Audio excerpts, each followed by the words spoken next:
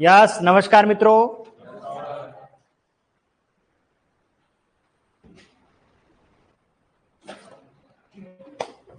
चलिए बात कर लेते हैं कौन कौन से हमारे उपसर्ग थे।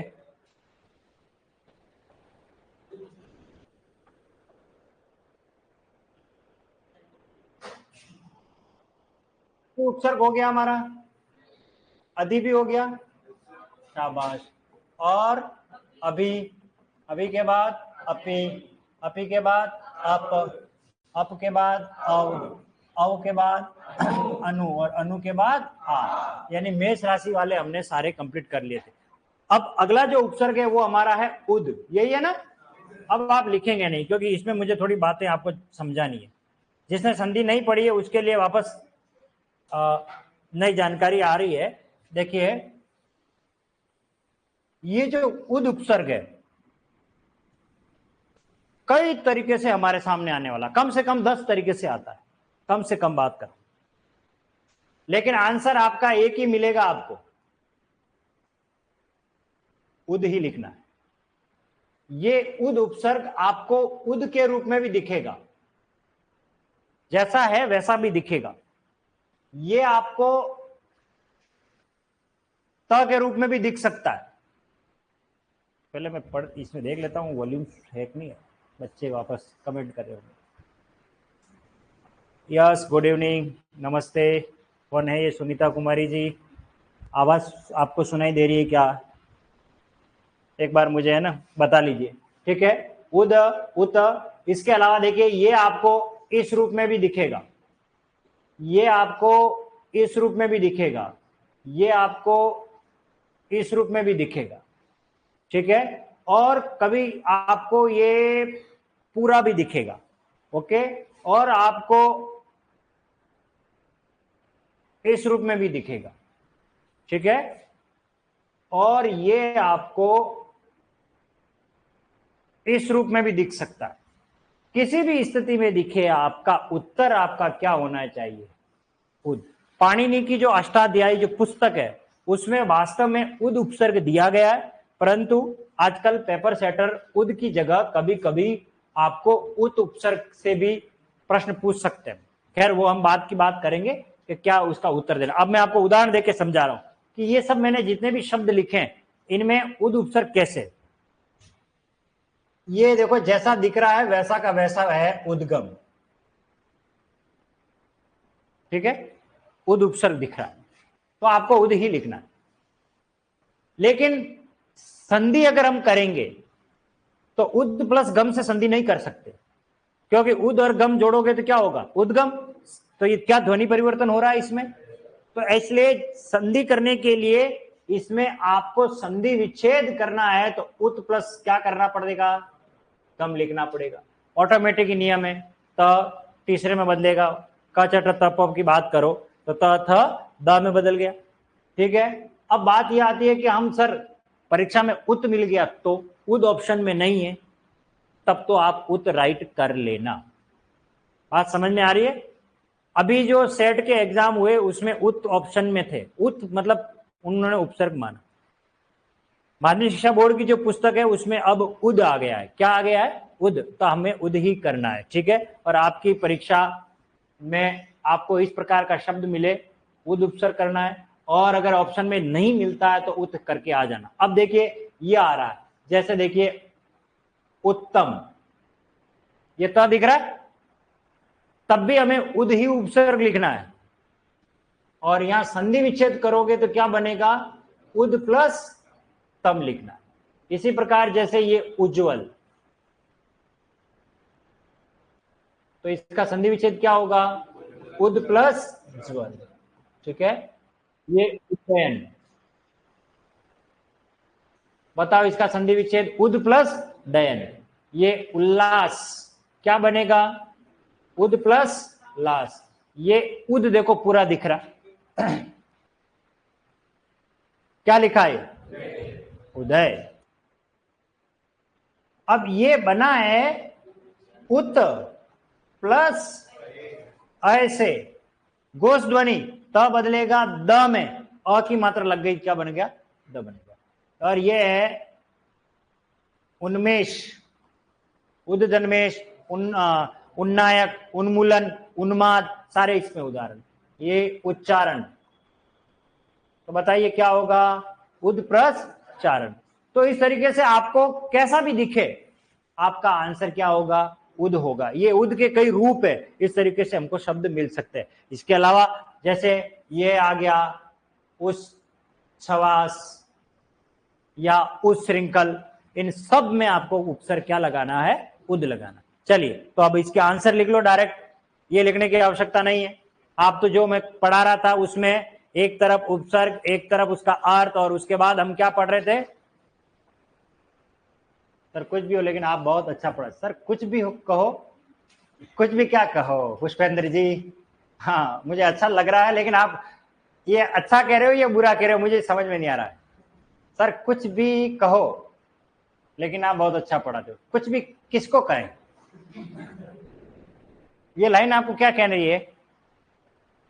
नहीं, वो लास्ट वाला समझ में आ रहा, बहुत अच्छा पढ़ा, लेकिन सब कुछ भी कहो किसको? मतलब मैं बात कर रही हूँ कि वो पूछ रहा है, अपन कहते हैं आप कुछ भी कहो लेकिन आप बढ़िया पढ़ाते हो क्या? अच्छा यूं कह रहा है क्या ये? ओके ओके पुष्प, धन्यवाद धन्यवाद। मैं लाइन थोड़ी समझा नहीं, मैंने कहा मैं किसको कह के आ रहा हूँ। ओके ओके चलो। हाँ, तो हम बात कर रहे थे उपसर्गों की, और कौन सा उपसर्ग चल रहा था हमारा? उद। तो उदाहरण लिख लो, उद्गम, उज्ज्वल, ये जितने लिख रखे हैं ना उदाहरण, एक बार तो ये लिख लो आप पूरे के पूरे,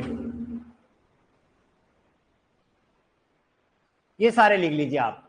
उद्गम, उत्तम, उज्ज्वल, उड्डयन, उदय, यस सर यस सर। कौन कौन है ये? सबको मेरी आवाज सुनाई दे रही है, बहुत बढ़िया, अच्छी बात है। तैयारी करते रहे, अब तो वैकेंसी आने ही वाली है जल्द ही। हाँ ठीक है।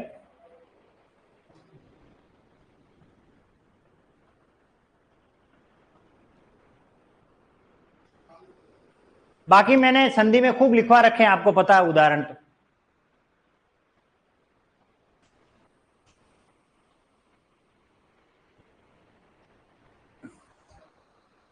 चले आगे।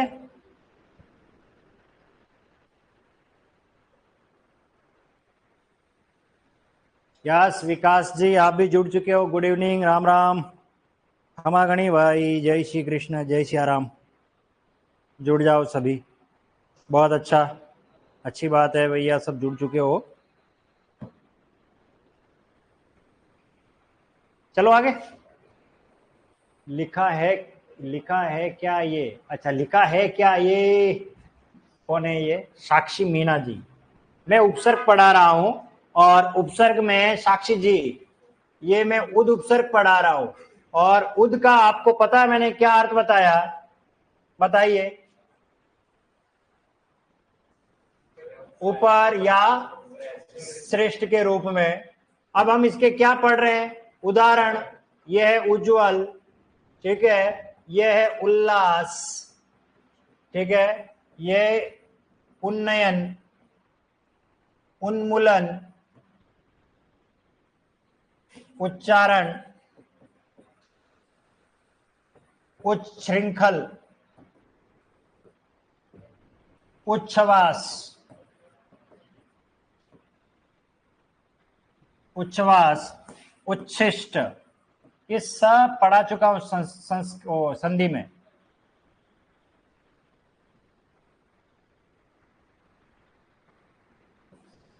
उड्डयन, उच्चारण, नहीं लिखा दिया उच्चारण, उदय, उत्कर्ष, उत्तम, उत्तर,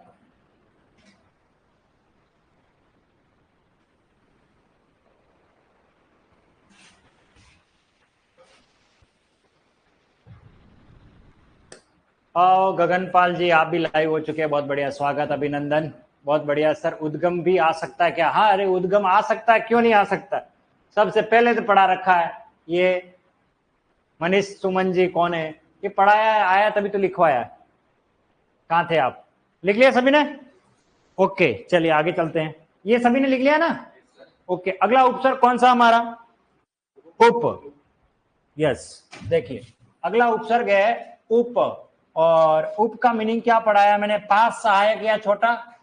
ठीक है, ये है पास, इसका मीनिंग है, या फिर एक और क्या होगा? सहायक या फिर छोटा। ओके, देखिए पास का मतलब पास में रहना। राष्ट्रपति के पास में रहने वाला कौन होता है? उपराष्ट्रपति। मैं ये लिखने की कोई जरूरत नहीं है, पर समझा रहा हूं। ये राष्ट्रपति है, राष्ट्रपति के पास में रहने वाला वो उपराष्ट्रपति है। तो सरपंच के पास वाला क्या हो जाएगा? उप सरपंच। हालांकि उप सरपंच में भी दो उपसर्ग है, उप और सर। ये सर अरबी फारसी उपसर्ग है, आगे पढ़ाऊंगा मैं आपको, ठीक है, लास्ट वाला जब पढ़ेंगे तब। और वन का छोटा हिस्सा क्या कहलाता है? उपवन। ठीक है, जब व्रत अनुष्ठान आदि किया जाता है उसे क्या कहते हैं? उपवास। ठीक है, और कोई नियम है और उसके भी और नियम बना लो तो क्या बनेगा? उपनियम। उप और नी दो उपसर्ग है, इसमें उपनियम लिखा जाएगा ये। ठीक है, और उप प्लस अध्याय क्या बनेगा? उपाध्याय। उप प्लस अधि प्लस आय उपाध्याय, दो उपसर्ग है इसमें, ये ध्यान रखना। उपदन ईक्षा क्या बनेगा? उपेक्षा। पहाड़ के नीचे की समतल भूमि क्या कहलाती है? उपत्यका। पढ़ा था ना मैंने, पहाड़ के ऊपर वाली भूमि क्या कहलाती है? अधित्यका। पहाड़ के नीचे की समतल भूमि उपत्यका। ये टॉपिक कौन सा? टॉपिक उपसर्ग पढ़ा रहा हूं। ऐसे भी स्टूडेंट है हमारे। वेरी गुड, शाबाश। हाँ, टॉपिक पूछना जरूरी है, सही बात है, कई पर्यायवाची भी समझ जाओ। ये उपसर्ग पढ़ा रहा हूं, उप उपसर्ग पढ़ा रहा हूं, उप। चलिए लिख लीजिए इसे, और कोई उदाहरण हो तो लिख लेते। उपन्यास लिख दो। उपन्यास में भी दो उपसर्ग है, उप प्लस निधन आस। उपन्यास। उपन्यास उपसर्ग। उपसर्ग। उपसंहार, इसमें दो उपसर्ग है, उपधन समधन हार, उपसंहार।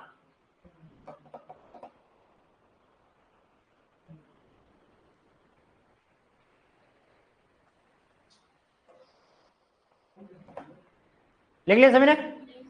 चले आगे, पीछे सब लिख दे। चलिए अगला उपसर्ग कौन सा हमारा?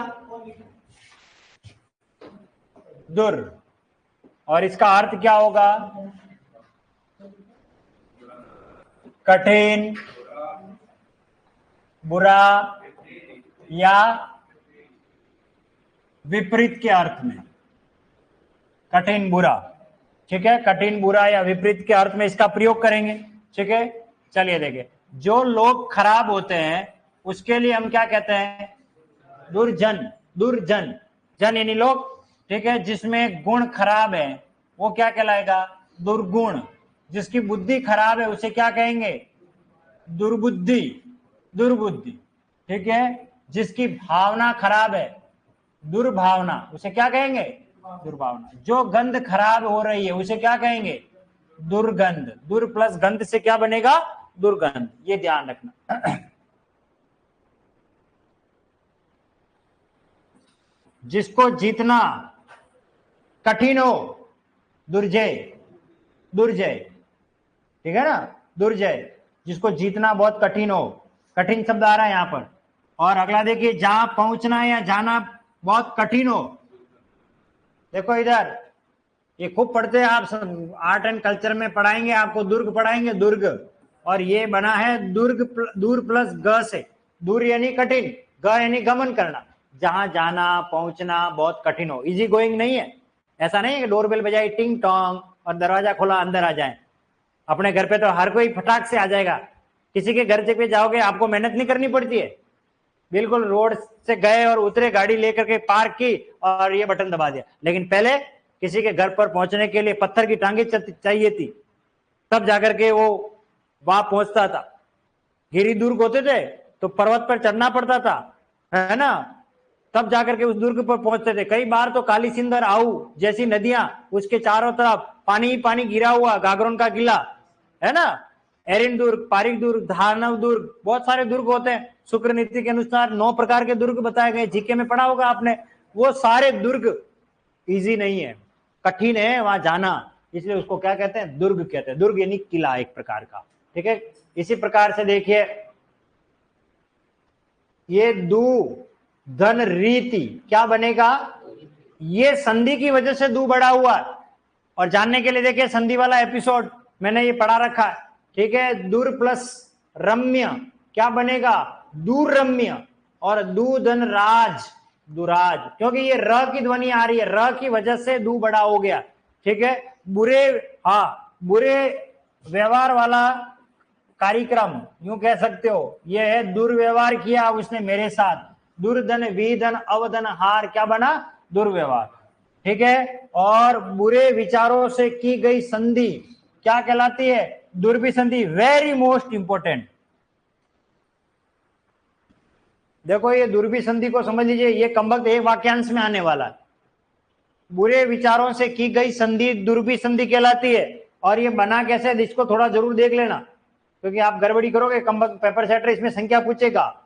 ये आएगा दुरुपसर्ग, ये आएगा अभि उपसर्ग, और ये आएगा सम, और ये आएगा धी। तो सम उपसर्ग है, अभि उपसर्ग है और दुरुपसर्ग है। तो दुर्भिसंधि में कितने उपसर्ग हैं, 3 उपसर्ग है, ठीक है। इसके अलावा और भी कुछ शब्द लिख लीजिए आप। दुराचार, दुराचार ये आएगा दुर्धन आधन चार, दुराचार। दुर प्लस आग्रह क्या बनेगा, दुराग्रह। दुराचार में कितने उपसर्ग है, 2 उपसर्ग है। दुर प्लस बल से क्या बनेगा, दुर्बल, ठीक है। दुर्धन आशा, दुराशा। दुर प्लस योधन, दुर्योधन। ओके, हो गया, लिख लिया सभी ने। अगला उपसर्ग कौन सा हमारा, दुर के बाद दुस। अब आपको लिखना नहीं है, अब इसको थोड़ा समझना है कमबख्त। ये दुस उपसर्ग आपको परीक्षा में कैसा भी आ जाए, उत्तर आपका दुस ही होना चाहिए। ये 4 तरीके से आपके सामने आएगा। नंबर 1, ये जैसा दिख रहा है वैसा का वैसा भी आ सकता है, और ये आपको ऐसा भी मिल सकता है, ये आपको ऐसा भी मिल सकता है, या आपको परीक्षा में इस रूप में भी दिख सकता है। आंख बंद करके उत्तर लिखना हमें दुस। अब आपको उदाहरण देकर के एक एक का उदाहरण बता देता हूं, ठीक है। जैसे देखिए ये है दुस्साहस, अब इसमें उपसर्ग कौन सा है, दुस है, ये ध्यान रखना। जैसे ये आ गया दुष्चरित्र, यहां पर श कौन सा आ रहा है, ये वाला तालव्य, फिर भी उपसर्ग आपको दुस ही लिखना है। और यह है दुष्परिणाम, दुष्परिणाम, तब भी हमें उपसर्ग क्या लिखना है, दुष। और मान लीजिए ये आ गया जैसे दुह और साहस, ऐसा भी अगर मिल जाए तब भी हमें उपसर्ग क्या लिखना है, दुष्ट लिखना है। बात समझ में आ गई। और इसका अर्थ क्या बताया दुष्ट का मैंने, कठिन, बुरा, विपरीत, ये इसका अर्थ है। इसका अर्थ है कठिन, बुरा और विपरीत, ठीक है। तो अब इसके हम क्या लिख लेते हैं, कुछ उदाहरण और लिख देते हैं। जैसे दुह प्लस साध्य से क्या बनेगा, दुस्साध्य, ठीक है। और दुह प्लस पक्ष से दुष्पक्ष, और दुह प्लस परिणाम से क्या बनेगा, दुष्परिणाम, ठीक है। और दुह प्लस फल से क्या बनेगा, दुष्फल, ठीक है। दुह प्लस शासन से क्या बनेगा, दुशासन। इसी प्रकार दुह प्लस शील से क्या बनेगा, दुष्शील, दुष्शील, ठीक है। और दुह प्लस चिंता से क्या बनेगा, दुश्चिंता। और दुह धन चरित्र से क्या बनेगा, दुष्चरित्र। चलिए इनके उदाहरण लिख लीजिए एक बार। दुस्साहस, दुष्परिणाम, दुष्फल, दुष्कर्म। दुह प्लस कर्म से क्या बन जाएगा, दुष्कर्म, दुष्कर्म। यस, दुख, दुख में भी गणपाल जी जो भी हैं आप, सर ऑनलाइन में बैक प्लीज, ऑनलाइन में बैक प्लीज। आपके पास तो वैसे भी है, बाद में आपके सारा सेव रहता है, पीडीएफ भी आती है ना। हाँ, तो कोई दिक्कत नहीं है, एंड टू एंड। तो खाली आप तो क्लास का आनंद लें और फिर बाद में इसको रिवाइज करके लिख सकते हो। ठीक है, चलिए।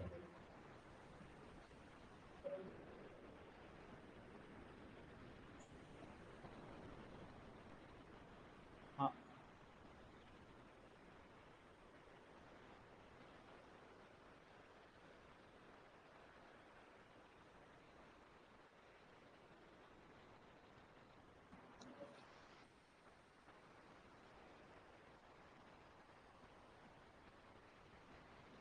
कंप्लीट, सभी ने लिख लिया?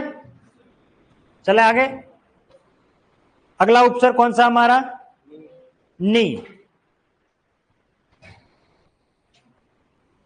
नी, क्या अर्थ बताया मैंने इसका? या तो बड़े के अर्थ में या विशेष के अर्थ में हम इसका क्या करते हैं? प्रयोग करते हैं। ठीक है, चलिए इसके उदाहरण ले लेते हैं। जैसे देखिए, ये आ गया निगम। निगम नि उपसर्ग है, और यह है निवास। देखिए, वास का मतलब है रहना। जब हम कहीं विशेष रूप से रह रहे होते हैं, वो हमारा निवास स्थान कहलाता है। कहीं रोड पे थोड़ी देर बैठ गए तो वो हमारा निवास स्थान नहीं है, क्योंकि विशेष रूप से नहीं है, वो तो हम कर जाएंगे, वही हमारा निवास स्थान। तो नी। ठीक है, इसी प्रकार ये है नियम, ये नी उपसर्ग है। ठीक है, इसके अलावा देखिए, ये है नी धन आय, क्या बनेगा? न्याय। नी प्लस ऊन क्या बनेगा? न्यून। नी धन आस से क्या बनेगा? न्यास। ठीक है, इसी प्रकार नी प्लस अस्त से क्या बनेगा? न्यस्त। नी धन अस्त से क्या बनेगा? न्यस्त बनेगा। ठीक है, और नी प्लस लय से क्या बनेगा? निलय। आपको पता है हमारे यहाँ पर दो आलिंद और दो निलय होते हैं, वो निलय, निलय कहते हैं। नियामक, और क्या रहेगा? नी प्लस बंद, विशेष रूप से जिसे बांधा गया हो, वो हमारा शब्दों में जिसे बांधते हैं विशेष रूप से, वो कौन होता है? निबंध। निबंध, नियम, निगम, न्याय, न्यून, न्यास, न्यस्त, नियामक। निध नियामक से बनेगा नियामक।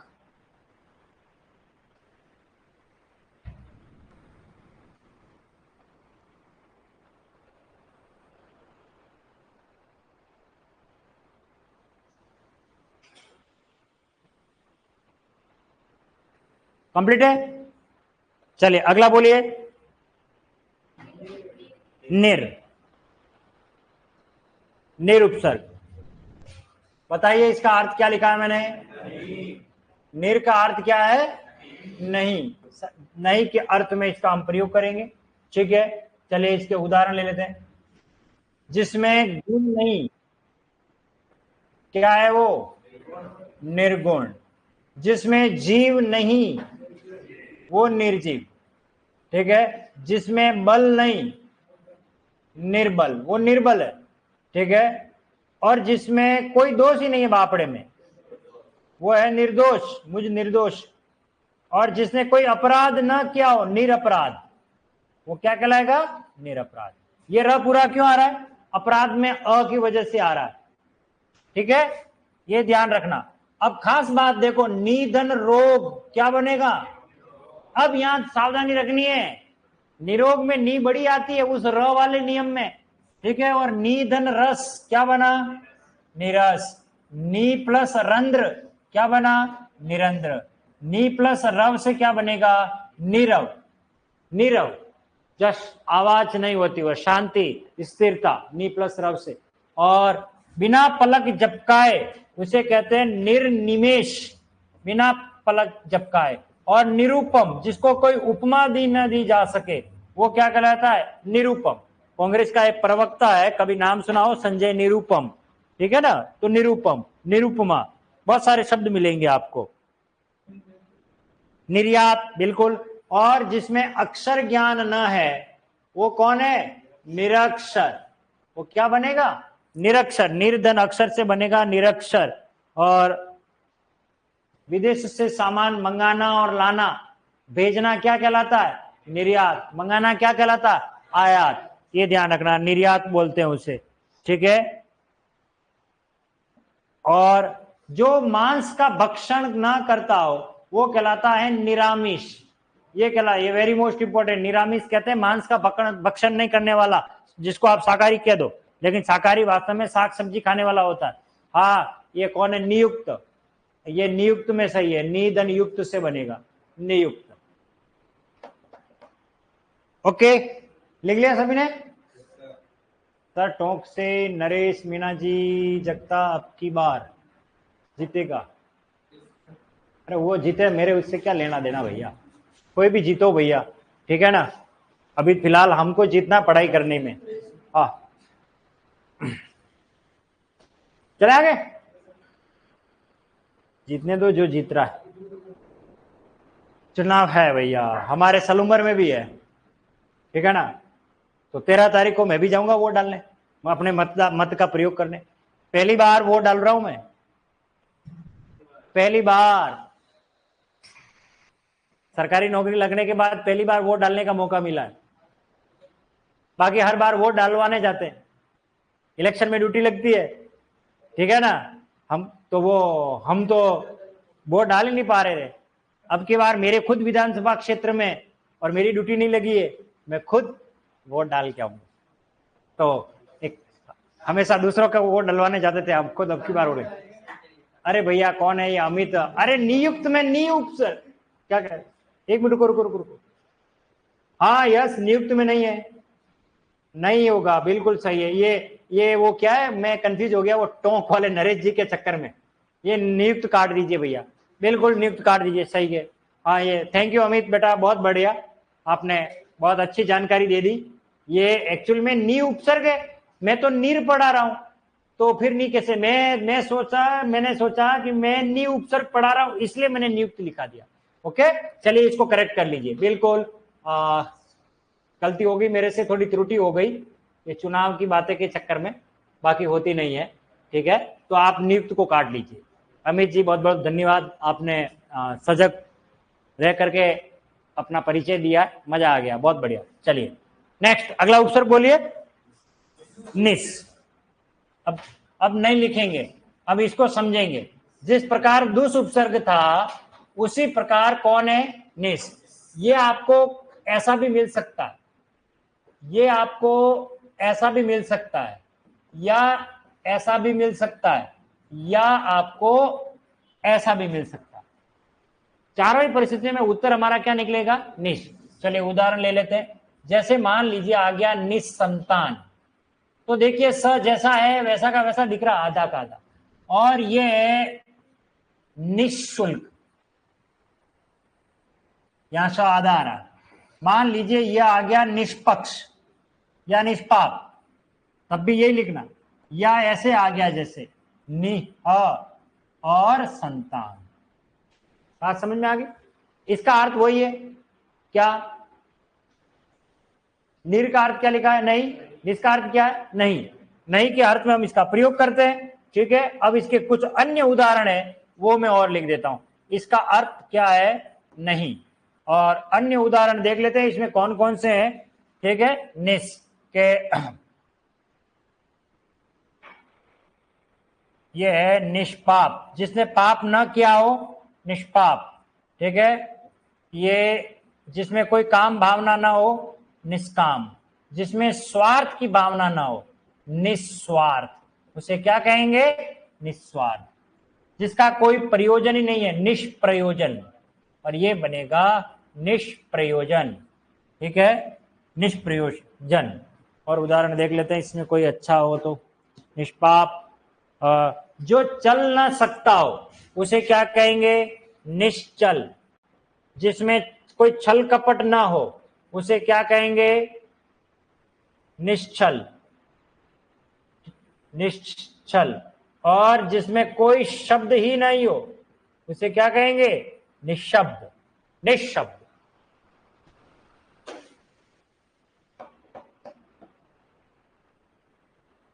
और निय प्लस चय से क्या बनेगा बताओ? निश्चय।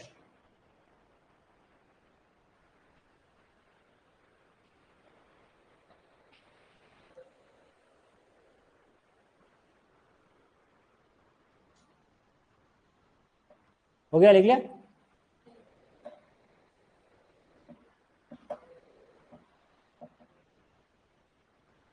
चले आगे।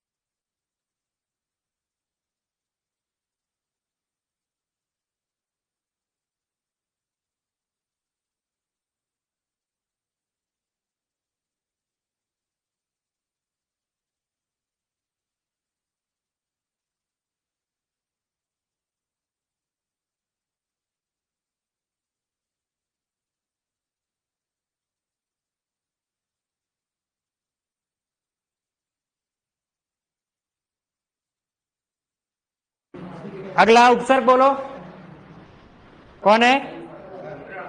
प्र। अगला उपसर्ग है हमारा प्र। देखिए प्र का क्या अर्थ बताया मैंने? आगे या अधिक के रूप में या विशिष्ट के रूप में। देखिए इसको समझिए। देखो बल एक शब्द है, बल, लेकिन बल में प्र लगाओ क्या बनेगा? प्रबल। इसका मतलब बल में और आपने ताकत लगा दी है तो प्रबल हो गया। ये प्रबल इच्छा है मेरी, तो प्रबल इच्छा का मतलब इच्छा तो है और इच्छा ज्यादा हो गई। इसका मतलब ये हो गया कि बल शब्द में हमने प्र लगाने से प्रबल को और ज्यादा मजबूत बना दिया, अधिक बना लिया, उसको मजबूत बना लिया ताकत के मामले में। तो ये प्र आगे के रूप में भी आएगा, अधिक के रूप में भी आएगा, विशिष्ट के रूप में भी आएगा। कुछ कुछ उदाहरण को ले लेते हम, ठीक है? जैसे देखिए प्र प्लस आचार्य क्या बनेगा? प्राचार्य। ठीक है। प्र प्लस धान से क्या बनेगा? प्रधान। ठीक है। प्र प्लस वास से क्या बनेगा? प्रवास। इस तरीके से बनेगा, ठीक है। और प्र प्लस बल से क्या बनेगा? प्रबल। ठीक है। और प्र प्लस आरंभ से क्या बनेगा? प्रारंभ। प्र प्लस आरंभ से बनता है प्रारंभ। ठीक है। इसी प्रकार आगे और देखिए, और बोलिए, शब्द बोलते जाओ, मैं लिखूं, कोई दिमाग में आ रहा है? हाँ हाँ, इसमें देख लीजिए, और भी मैं बोल देता हूं, लिख लो आप।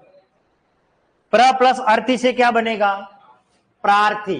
प्र प्लस अर्थी से बनेगा प्रार्थी। ठीक है। प्र प्लस उज्ज्वल से क्या बनेगा? प्रोज्वल। इसमें दो उपसर्ग है, प्र प्लस उद प्लस ज्वल, क्या बनेगा? प्रोज्वल। प्र प्लस उद प्लस ज्वल से बनता है प्रोज्वल, ये ध्यान रखना। और एक और बनेगा प्रज्वलित। प्रज्वलित, एक ही जगह आएगा, दो नहीं आएंगे, शब्द शुद्धि में पढ़ाऊंगा। प्रज्वलित, इसमें एक ही उपसर्ग है, ध्यान रखना, मैंने खाली समझाने के लिए लिखा, एक ही उपसर्ग, दो नहीं है। प्रज्वलित, प्राचार्य, प्रवास, प्रधान, प्रार्थी, प्रलय। ठीक है ना? प्रलय, तनय प्रलय के जाल हो, प्रबल ज्वाल माल हो, प्रलय। प्रलयनाथ गुंडा स्वामी, तिरंगा। नेक्स्ट। सर फिर प्राचार्य में दो उपसर्ग नहीं आएंगे क्या? बिल्कुल आएंगे। प्राचार्य में कौन है ये बनाया? मनीष सुमन जी। अरे प्राचार्य में आएंगे बिल्कुल, ये कल पढ़ा के गया हूं मैं आचार्य में। ठीक है। हाँ हाँ बोलो।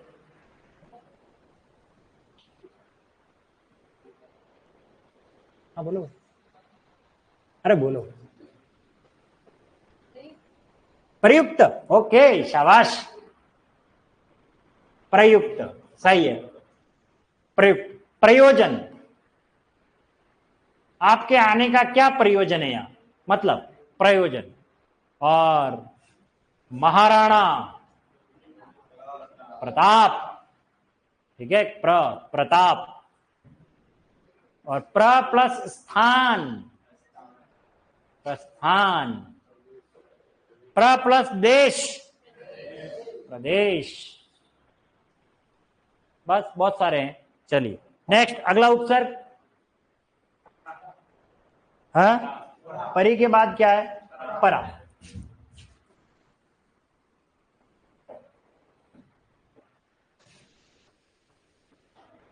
अगला उपसर्ग है परा। इसका अर्थ बताइए। या तो उल्टे या उल्टा। ठीक है। या दूर या कम से के अर्थ में हम इसका उल्टा या दूर या कम से के रूप में इसका अर्थकरण करेंगे। ठीक है, परा प्लस जय से क्या बनेगा? पराजय। परा प्लस भव, पराभव, यानी हार को ही कहते हैं। ठीक है, पराजय, पराभव। पराकाष्ठा, पराकाष्ठा का अर्थ होता है चरम सीमा। जैसे पिताजी का आज गुस्सा पराकाष्ठा पर है, चरम सीमा पर है। ठीक है ना। और पराविद्या, जो दूसरी विद्या है अलग प्रकार की, उसे पराविद्या। ठीक है ना। परावर्तन, परावर्तन, आकर के लौट जाना। परास्त, पराधन अस्त से क्या बनेगा? परास्त। पराभूत, पराभूत, वही हारा हुआ। पराभूत का मतलब क्या होता है? हारा हुआ। चलिए, अगला उपसर्ग कौन है? परी। चले आगे, ये लिख लिया सभी ने? अगला उपसर्ग है परी। परी का अर्थ क्या है? चारों और यानी तरफ। ठीक है, उदाहरण देख लेते हैं इसके चारों ओर में। जैसे ये आ गया परी प्लस वार, क्या बना? परिवार। परी प्लस वर्तन क्या बनेगा? परिवर्तन। इस तरीके से बनेगा। ठीक है। और परिधन ईक्षा, परीक्षा। परिधन ईक्षक, परीक्षक, परीक्षक। ठीक है। परि प्लस कार क्या बनेगा? परिष्कार। ठीक है, परिष्कार, ऐसे शब्द बनता है परिष्कार में। और परि प्लस कर्ता क्या बना? परिष्कर्ता। और परि प्लस अटन से क्या बनेगा? पर्यटन। इस तरीके से बनेगा। और परि प्लस अंत से पर्यंत। और परि प्लस अंक से पर्यंक। पलंग को कहते हैं पर्यंक। ठीक है। और परिधन उषण, पर्यूषण। ठीक है, पर्यूषण। परिजन, परिजन, परिक्रमा, परिवार, परिधि, बहुत सारे शब्द बनेंगे। परिवहन।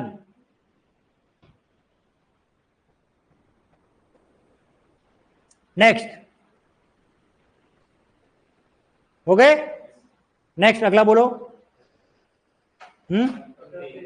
प्रति। अगला उपसर्ग है हमारा प्रति। और प्रति का अर्थ बताओ? विपरीत। विपरीत या किस रूप में? प्रत्येक के रूप में हम इसका प्रयोग करते हैं। ठीक है। चलिए, यह है प्रति प्लस क्या बनेगा? प्रतिज्ञा। ये प्रतिमा और ये प्रतिभा, सब में प्रति उपसर्ग है। ठीक है। इसके अलावा देखिए, ये प्रति प्लस कार क्या बनेगा? प्रतिकार। ठीक है। और ये प्रतिधन ईक्षा क्या बनेगा? प्रतीक्षा में ती बड़ी हो जाएगी दीर्घ संधि की वजह से। प्रतिधन एक क्या बनेगा? प्रत्येक। इसके अलावा प्रतिधन आशा, प्रत्याशा।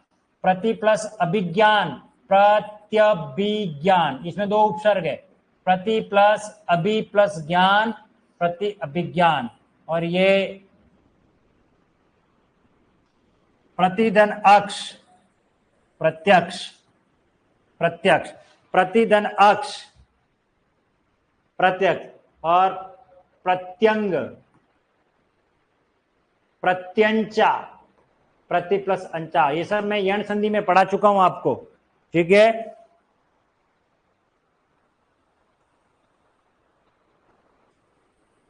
प्रतिरक्षा, परिणाम, हाँ वो परिम उपसर्ग में आएगा। एक और लिख दो, प्रतिधन ईत से क्या बनेगा? प्रतीत। तो ती बड़ा हो जाएगा। यात्री प्रतीक्षालय, मुझे प्रतीत हो रहा है। चलो आगे, ये प्रति।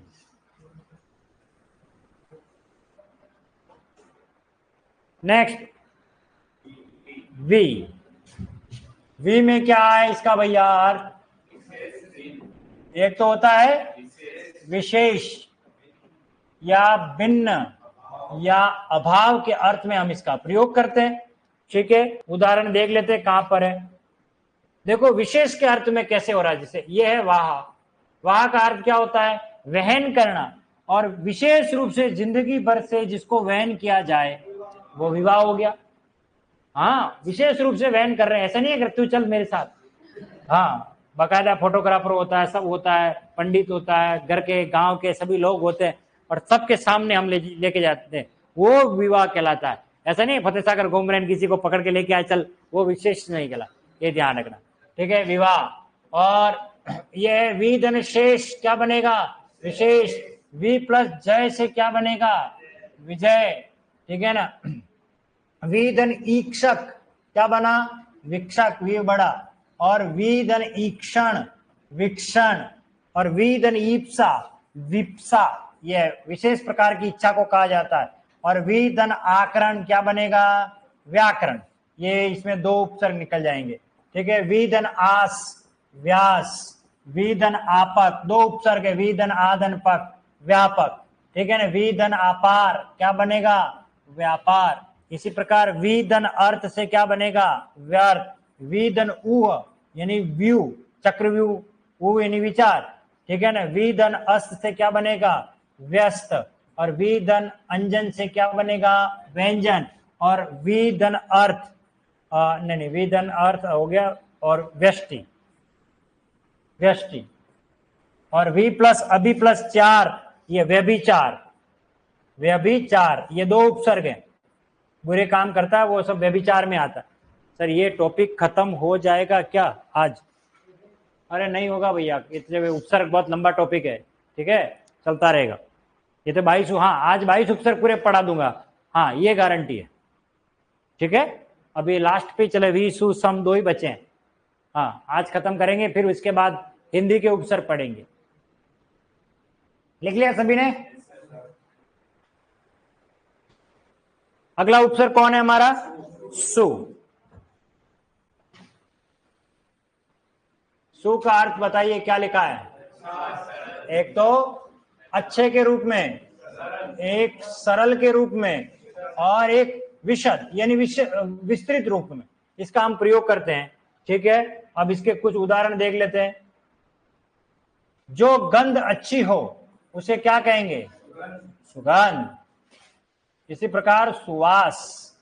इसी प्रकार सुनियोजित, सुनियोजित, दो उपसर्ग है, सुधन निधन योजित से बनेगा, ये सु और ये नी, दो उपसर्ग है।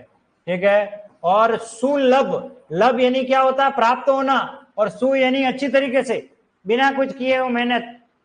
आपने पढ़ा कभी रेलवे स्टेशन के बाहर, बस स्टेशन के बाहर सुलभ शौचालय पढ़ा आपने? सुलभ शौचालय जो आसानी से प्राप्त हो जाए, 1 रुपया दिया, 2 रुपये, 5 रुपये, फटाक से चले गए वहां सुलभ शौचालय में, ये सुलभ शौचालय। बाकी कहीं जा रहे हो ट्रेन में, कहीं स्टेशन कहीं रुक गए और वहां कहीं इमरजेंसी कॉल है, नेचर कॉल, तो ऐसी स्थिति में रुपए जेब में खूब है पर आप ढूंढते रहोगे किधर है शौचालय, आसानी से नहीं मिलने वाला। ये आसानी से मिल जाता है बस स्टॉप पे, हर बस स्टॉप पे मिल ही जाएगा, उसको कहते हैं सुलभ। लभ यानी प्राप्त होना,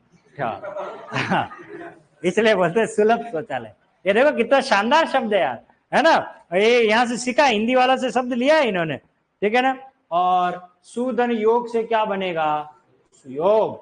ठीक है, और सुधन उक्ति क्या बनेगा, सुक्ति। इसी प्रकार सुधन आगत क्या बनेगा, स्वागत। ये दो उपसर्ग है, सुधन आ प्लस गत से बनेगा। ठीक है, और सुधन अच्छ से क्या बन जाएगा, स्वच्छ। सुधन अस्ति, स्वस्ति, इस तरीके से बनेगा। सुधन अल्प, स्वल्प, यानी थोड़ा है पर अच्छा है, उसको बोले। सुधन दर्शन, बताओ क्या बनेगा, सुदर्शन। और जो अच्छी तरीके से व्यवस्थित है वो है सुव्यवस्थित। इसमें 3 उपसर्ग है, याद आ रहा है कुछ? सुधन, विधन, अवधन, स्थित, क्या बनेगा, सुव्यवस्थित। बेटा ये सुरेश में नहीं होता,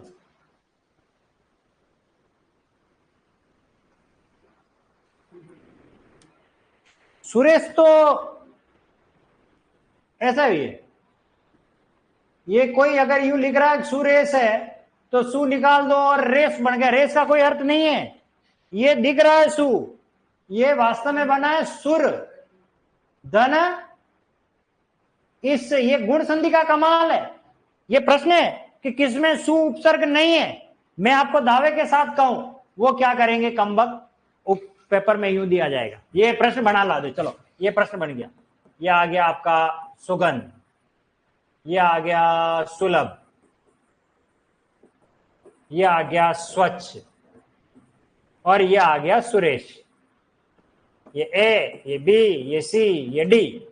अब प्रश्न क्या आएगा, किसमें सु उपसर्ग का प्रयोग नहीं हुआ है? सु सु सु, इसमें स्व आ रहा है, गलत है। अरे ये सु प्लस अच से बना है, और ये सु है पर सु नहीं है। ये किससे बना है? सूर्य धन इससे, और ई मिलके क्या बनाएंगे? ये बनाएंगे। सूर्य यानी देवता, ईश यानी स्वामी, देवताओं का स्वामी कौन है? इंद्र, तो सुरेश कहा जाता है इंद्र को। चले आगे, ये लिख लिया सभी ने? विशु, अब कौन बचा है? सम, लास्ट अंतिम। ओके, ये है 22 उपसर्ग सम। ओके, सम का मतलब क्या पढ़ा है मैंने? ये संपूर्ण रूप में प्रयोग में लिया जाएगा या अच्छी तरीके से, और ठीक है यानी पूरा। चलिए एक बात दिमाग में अच्छी तरीके से बैठा लेना, जब भी स के ऊपर बिंदी नजर आए, स के ऊपर क्या नजर आए यानी वो अनुस्वार, उसमें सम उपसर्ग है। और मुझे याद आता है एग्रीकल्चर सुपरवाइजर में यहां से एक प्रश्न आया था संधि में, ठीक है। और कौन कौन से शब्द हैं, हालांकि मैं ये पढ़ा चुका हूं, पूर्व नासिक और उत्तर नासिक वाली, उसमें खूब उदाहरण लिखा है, फिर भी हम उदाहरण ले लेते हैं। देखिए सम प्लस हार क्या बनेगा? संहार, ठीक है। इसी प्रकार सम प्लस शय से क्या बनेगा? संशय। सम धन देश क्या बनेगा? संदेश, ठीक है। सम धन ताप संताप, ठीक है। इसी प्रकार सम धन तुष्ट से क्या बनेगा? संतुष्ट। सब बिंदी वाले पहले पढ़ा रहा हूं, ठीक है ना। सन धन तोष क्या बनेगा? संतोष। इसी प्रकार सम प्लस सार से क्या बनेगा? संसार। और सम प्लस धी क्या बनेगा? संधि। ये सब सम सम वाले बिंदी वाले हैं, ठीक है ना। और समधन रक्षक से क्या बनेगा? संरक्षक। समधन लाभ संलाप, और समधन वाद क्या बना? संवाद। ये तो सारे हो गए सम वाले। अब बिना सम वाले भी देख लेते हैं। देखो समधन आचार क्या बनेगा? समाचार। दो उपसर्ग है, ठीक है ना। और सम प्लस अर्थ से क्या बनेगा? समर्थ। समधन आगम समागम। सम प्लस अन्वय समन्वय। और समधन आवेश समावेश। इस तरीके से शब्द बनेंगे सारे, ठीक है। सम प्लस चालन संचालन। समधन न्यास संन्यास। संचालन ये बिंदी वाले, ये बिना बिंदी वाले, ठीक है।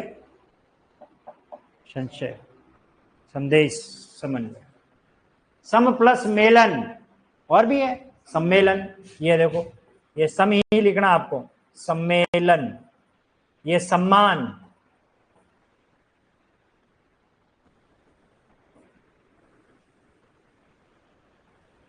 सम प्लस मान से क्या बनेगा? सम्मान। हो गए? ये आपके संस्कृत के पूरे 22 उपसर्ग। अब नया टॉपिक अपन अगली क्लास में पढ़ेंगे, लेकिन उससे ये एक बार लिख लो, फिर अपन बात कर लेते, पूरा रिवाइज कर लेते हैं 22 के 22 उपसर्गों को। एक बार लिख लीजिए इसे।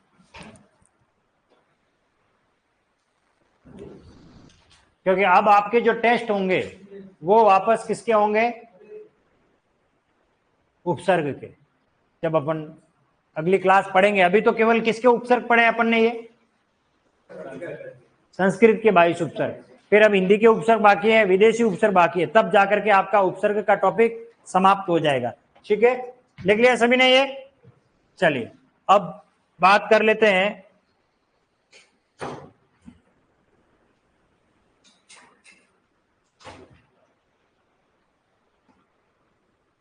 चल क्यों नहीं रहा ये भैया? चलो,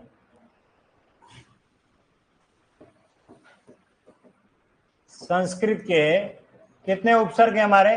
22 उपसर्ग। ये आप आज अपन ने पूरे पढ़ लिए, संस्कृत के 22 उपसर्ग। ठीक है, चलिए 22 ही उपसर्गों को लिखते हैं अब। सबसे पहले उपसर्ग बोलो कौन सा आएगा? अति।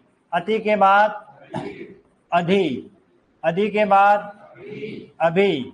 अभि के बाद अपि। अपि के बाद अप।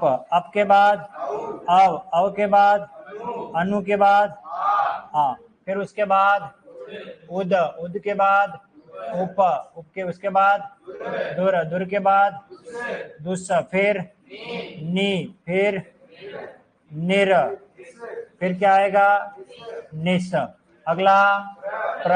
फिर परा। फिर परि। परि के बाद प्रति। प्रति के बाद वि। वि के बाद और सु के बाद सम।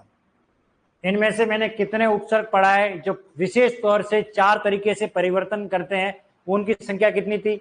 9। उनको विशेष तौर से आपको पढ़ना है। और वे 9 उपसर्ग आपके कौन कौन से थे उनको भी थोड़ा देख लो। एक आपका अति, अधि, अभि, इसके अलावा अनु, उसके अलावा बात करें तो ने, फिर उसके बाद परि, प्रति, वि, सु। ये जो मैंने राइट कर रखे हैं ये विशिष्ट हैं, जो 9 तरीके से हमारे 4 तरीकों से आते थे और 9 उपसर्ग 22 में से पढ़ लिए।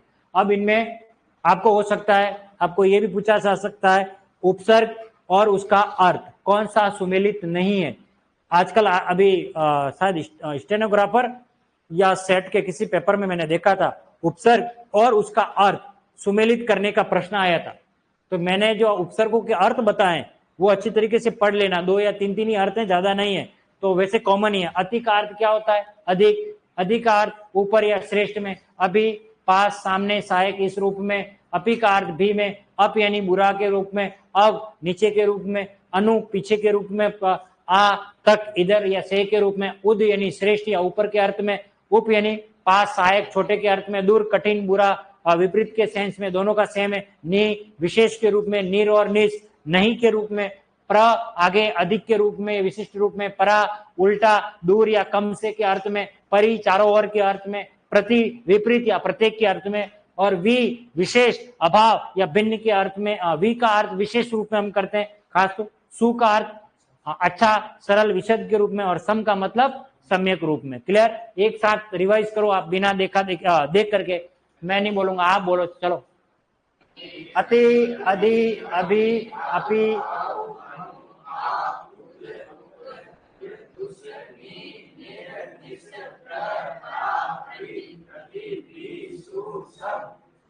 कहीं ऐसे क्यों हो जैसे कहीं लकवा मार गया हो? हाँ, जैसे काल कोठरी में बंद कर दिए हो, बरसों के भूखे पड़े हो। थोड़े एनर्जी लाओ, अभी 1 घंटा और पढ़ना अभी तो आपको। चलिए पढ़िए, आप जोर से बोलो एक साथ और एक स्वर में बोलो। आप अनु आ उद उप दुर दुस नी निर निस प्र परा परि प्रति वि सु सम। शाबाश। अच्छा, एक गेम खेलते हैं बिना देखे। 22 के 22 उपसर्ग लिख के बताओ कोरे कागज पर। मैं देखना चाह रहा हूं कौन फास्टेस्ट फिंगर है। आज उसको सम्मानित करूंगा इस पर, उसका नाम भी लूंगा मैं। बिना देखे, उस कागज पे आसपास कुछ भी लिखा हुआ नहीं होना चाहिए। कौन है ऐसा प्रतिभाशाली जो 22 के 22 लिख करके मुझे बताएगा आज? सबसे पहले मैं चेक करना चाह रहा हूं।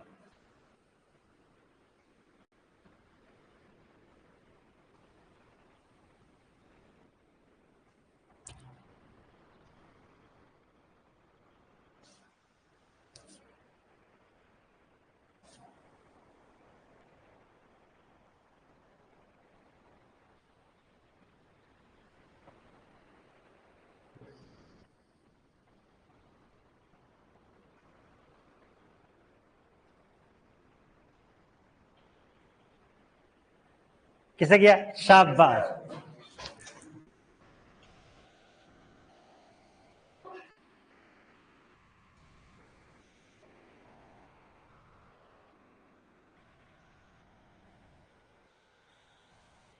लाओ दिखाएं।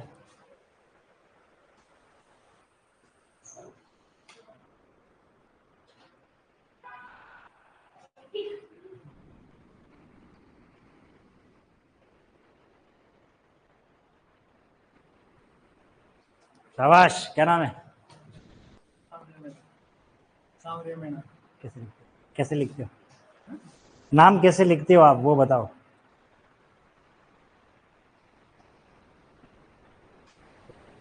शाबाश। और किसने बताएं?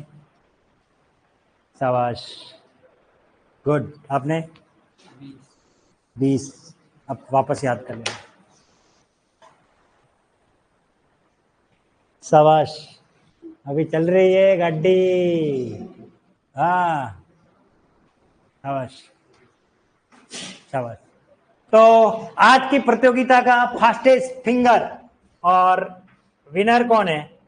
विनर कौन है? हमारे चित्तौड़ में एक मंदिर है सांवरिया सेठ का, है ना? और सांवरिया जी जीत गए भैया।